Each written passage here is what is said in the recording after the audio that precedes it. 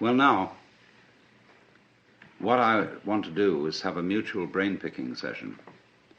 And I'm going to start the ball rolling by saying why I, as a philosopher, am interested in many things that you are all probably interested in professionally. Basically, what we're going to talk about, I suppose, is the problem of control,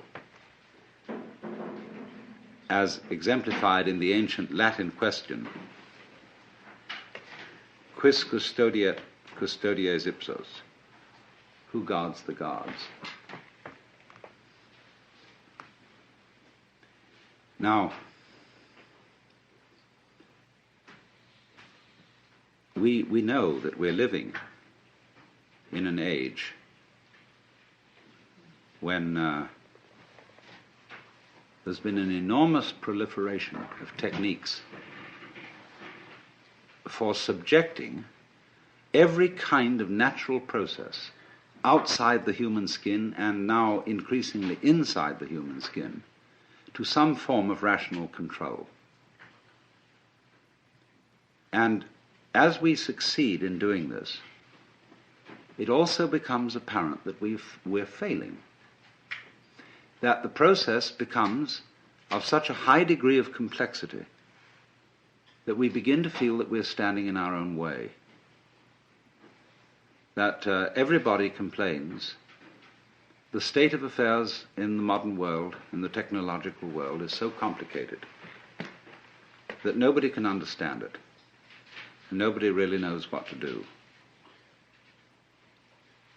That, for example, you want to run a small business, and you find you run into such enormous legal hassles that you need so many secretaries to do the paperwork that you can hardly do the business, that you're trying to run a hospital, but that you have to spend so much time making records and writing things down on paper that you don't have much time to practice medicine, that you're trying to run a university, and the requirements, the recording, the endless red tape of the registrar's office and the administration building is such that the actual work of research and teaching is seriously hampered. And so the individual increasingly feels himself obstructed by his own cautiousness. This is basically what it is.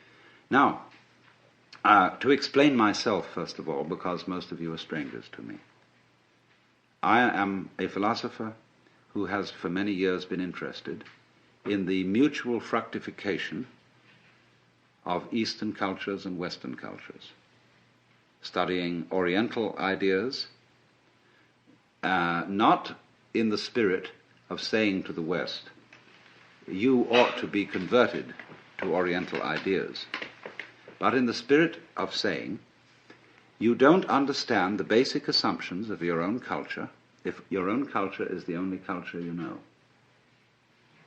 Everybody operates on certain basic assumptions, but very few people know what they are. You can say, very often encounter the sort of character who's an American businessman, and he says, well, I'm a practical businessman. I believe in getting results and things done, and all this thinking and highfalutin logic and nonsense is of no concern to me. Now, I know that the practical basic assumptions, the metaphysics of that man, can be defined as pragmatism, as a school of philosophy. But it's bad pragmatism because he's never thought it through. And so it's very difficult, you see, to get down to what are your basic assumptions. What do you mean by the good life? What do you mean by consistency? What do you mean by rationality? The only way of finding out what you mean by these things is by contrasting the way you look at something by the way it's looked at in another culture. And therefore we have to find cultures which are in some ways as sophisticated as our own, but as different from our own as possible. And of course, for this purpose, I always thought that the Chinese were optimal, and the Indians, the East Indians. And that by studying the ideas of these people, by studying their life goals, we could become more aware of our own. It's the old principle of triangulation.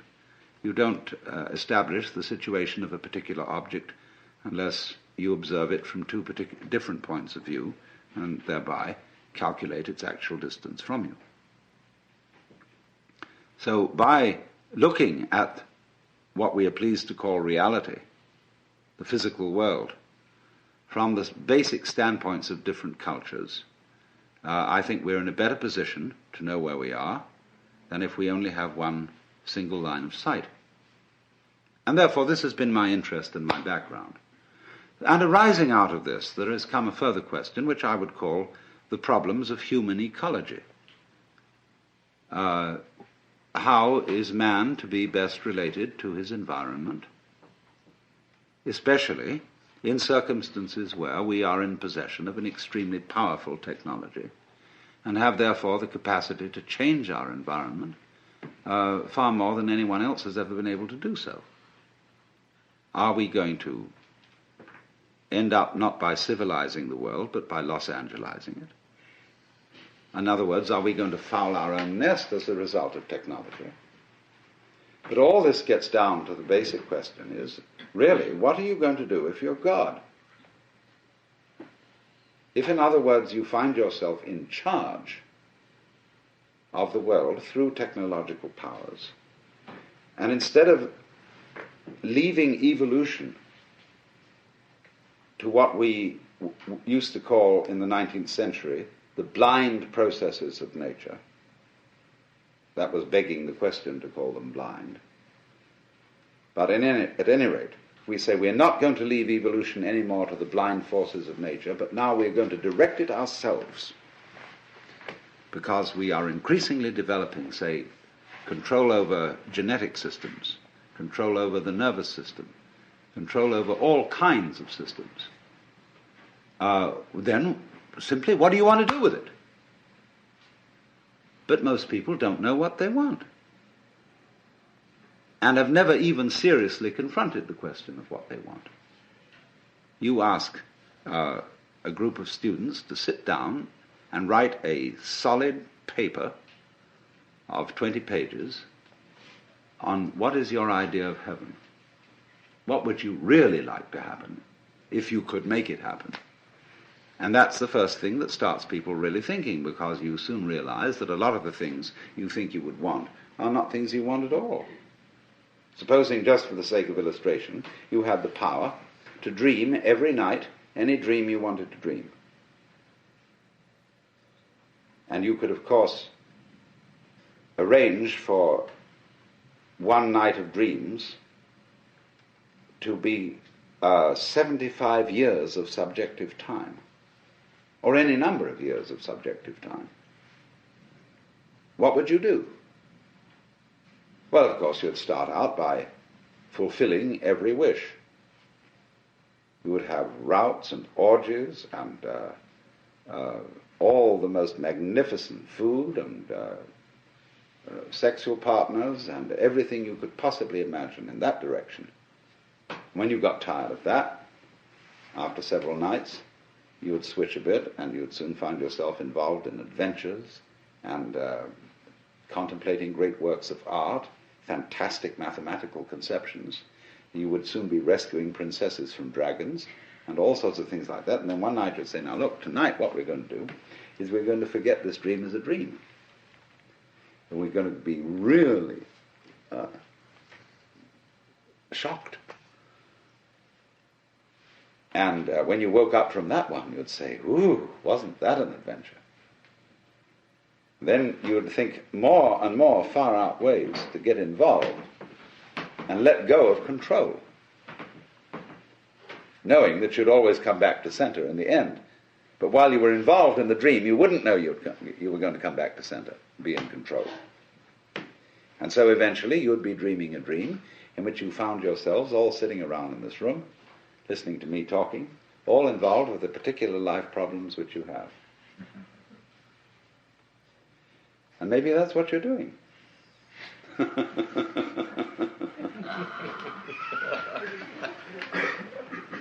But here's the difficulty, you see. The difficulty of control. Are you wise enough to play at being God? And to understand what that question means, we've got to go back to metaphysical assumptions underlying Western common sense.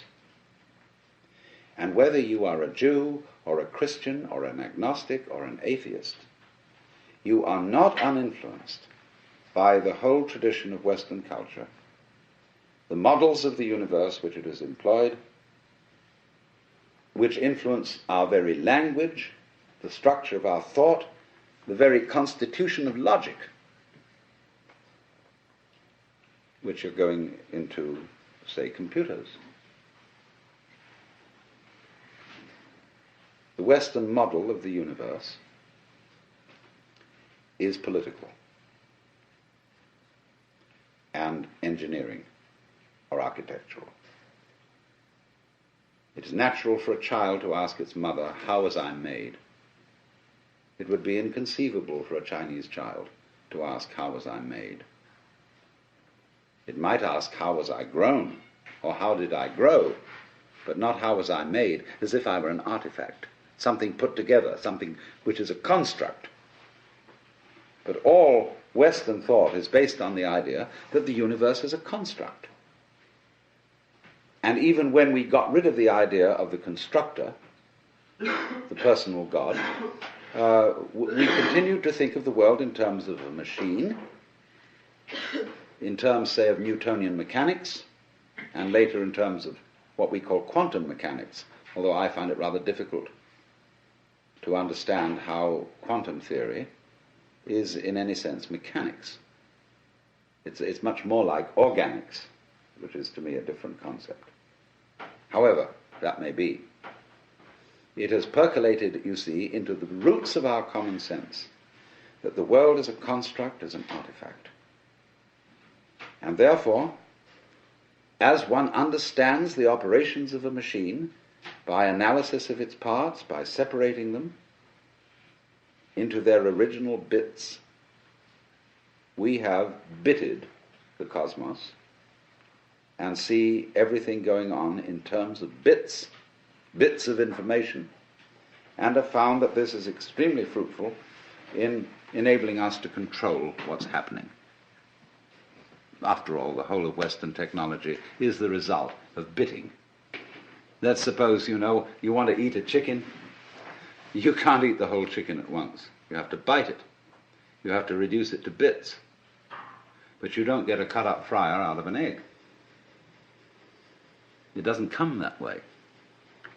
So what has happened is this, that we don't know the origins of all this. It's maybe go back thousands of years. The way we develop the art of thinking, which is essentially calculus, is this. The universe as it comes in nature, the physical universe, is something like a Rorschach blot. It's all wiggles.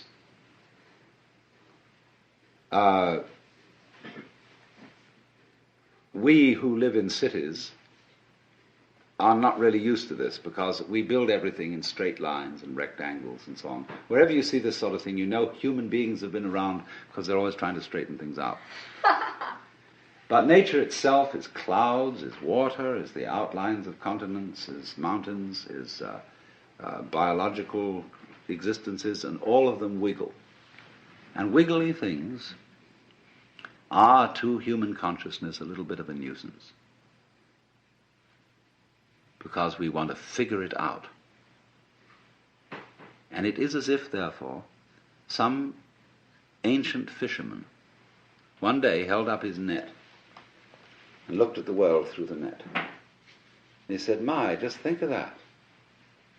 There I can see the view, and it's one, and that peak of that mountain is 1, 2, 3, 4, 5, 6 holes across. And the base is 1, 2, 3, 4, 5 holes down. Now I've got its number. See? And so the lines of latitude and longitude, the lines of celestial and terrestrial latitude and longitude, the whole idea of a matrix, of a looking at things through graph, paper printed on cellophane, is the basic idea of measurement. This is the way we calculate. We break down the wiggliness of the world into comprehensible, countable, geometrical units, and thereby figure it and construct it in those terms. And this is so successful up to a point that we can, of course, come to imagine that this is the way the physical world really is. Discrete, discontinuous, full of points. In fact, a mechanism. But I want to just put into your mind the notion that this may be the prejudice of a certain personality type. You see, in the history of philosophy and poetry and art, we always find the interchange of two personality types, which I call prickles and goo. The prickly people are advocates of intellectual porcupinism. They want a rigor. They want precise statistics. And they have a certain clipped attitude in their voices. And you know this very well in academic circles, where there are people who are always edgy like that. And they accuse other people of being disgustingly vague and miasmic and mystical. But the vague, miasmic and mystical people accuse the prickly people of being mere skeletons with no flesh on their bones. And they say to you, you just rattle. You're not really a human being. You know the words, but you don't know the music. And so therefore, if you belong to the prickly type, you hope that the ultimate constituent of matter is particles. If you belong to the gooey type, you hope it's waves. If you are prickly, you're a classicist. And if you're gooey, you're a romanticist. And going back into medieval philosophy, if you're prickly, you're a nominalist. If you're gooey, you're a realist. And so it goes. But we know very well that this natural universe is neither prickles nor goo exclusively. It's gooey prickles and prickly goo. And you see, it all depends on your level of magnification. If you've got your magnification on something so that the focus is clear, you've got a prickly point of view. You've got structure, shape, clearly outlined, sharply defined. A little out of focus, it's going to go bleh, and you've got goo. But we're always playing with the two, because it's like the question is the world basically stuff, like matter, or is it basically structure? Well, we find out, of course, today that in science we don't consider the idea of matter, of there being some sort of stuff, because supposing you wanted to describe stuff, in what terms would you describe it? You always have to describe it in terms of structure, something countable, something that can be designated as a pattern. So we never get to any basic stuff. It seems to me that this way of thinking is based on a form of consciousness which we could best call scanning. The capacity to divide experiences into bits is somehow related to a physical facility which corresponds to sweeping a radar beam or a spotlight over the environment. The advantage of the spotlight is it gives you intensely concentrated light on restricted areas. A floodlight, by comparison, has less intensity. But if you examine, say, this room were in total darkness, and you used the spotlight, very thin beam, and you scanned the room with it, you would have to retain in memory all the areas over which it passed, and then by an additive process, you would make out the contours of the room. And it seems to me that this is something in which civilized man, both in the East and in the West, has specialized. in a method of paying attention to things which we call noticing. And therefore it's highly selective. It picks out, it's punctive, it picks out features in the environment which we say are noteworthy and which we therefore register with a notation, be it the notation of words, the notation of numbers, or such a notation, say, as algebra or music. So that we notice those things, only those things, for which we have notation. When a child, very often a child will point at something and say to its parents, "What's that?" And they're not clear what the child is pointing to. The child has pointed to something which we consider is not a thing. The child has pointed to an area, say, of funny pattern on a dirty wall, and has noticed a figure on it. But the child doesn't have a word for it and says, "What's that?" And the adult says, "Oh, that's just a mess." Because that doesn't count for us as a thing. So you come through this to the understanding, what do you mean by a thing? It's very fascinating to ask children, what do you mean by a thing? And they don't know, because it's one of the unexamined suppositions of the culture. What do you mean by an event? Well, everybody knows what an event is, but nobody can say. Because a thing is a think. It's a unit of thought, like an inch is a unit of measurement. And so we thing the world, that is to say, in order to measure a curve, you have to reduce it to point instants. And apply the calculus, so in exactly the same way, in order to discuss or talk about the universe, you have to reduce it to things. But each thing, or think, is, as it were, one grasp of that spotlight. Going chirp, chirp, chirp, chirp, chirp, chirp, chirp, chirp, like this, you see. So we reduce the infinite wiggliness of the world to grasps or bits. We're getting back to biting, you see, the idea of the teeth. To grasps of thought. And so we thereby describe the world in terms of things, just as that fisherman could describe his view by the number of net hole through which the view was showing. And this has been the immensely and apparently successful enterprise of all technological culture, superbly emphasized by ourselves.